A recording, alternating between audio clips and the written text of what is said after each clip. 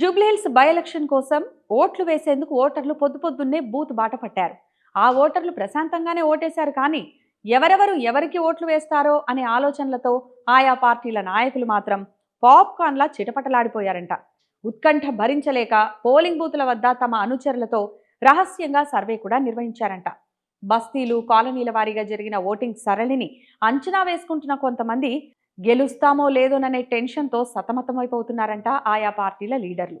ఇదోకే కానీ మరికొందరు లీడర్లు అయితే సినిమాల్లో రౌడీల కంటే దారుణంగా బిహేవ్ చేస్తూ వాళ్ళకంటే మేమేమైనా తక్కువ తిన్నామా అన్నట్లు వీర లెవెల్లో ఫైట్ చేసుకున్నారంట. ముఖ్యంగా ఓ 4 డివిజన్లలో ఎర్రగడ్డ, బోరబండ, వెంగళరావు నగర్, షేక్పేట్లో కాంగ్రెస్, బీఆర్ఎస్ నాయకులు డిష్యుంకి దిగారంట. ఇవన్నీ మాకు అవసరం లేదు, మా ఓటు మేము వేసుకొని వెళ్ళిపోతాం, ఆ తర్వాత మీ ఇష్టం అన్నట్లు ఈ వీధి గొడవలను వదిలేసి వారి మానాన వారు ఓటేసి వెళ్ళిపోయారంట. అయినా జనం చూస్తున్నారు, కొంచెం మర్యాదగా మసులుకుందామన్న ఆలోచన కూడా లేని ఇలాంటోళ్ళంతా లీడర్లు. ఏంటో మన కర్మ అనుకుంటున్నారంట స్థానికులు.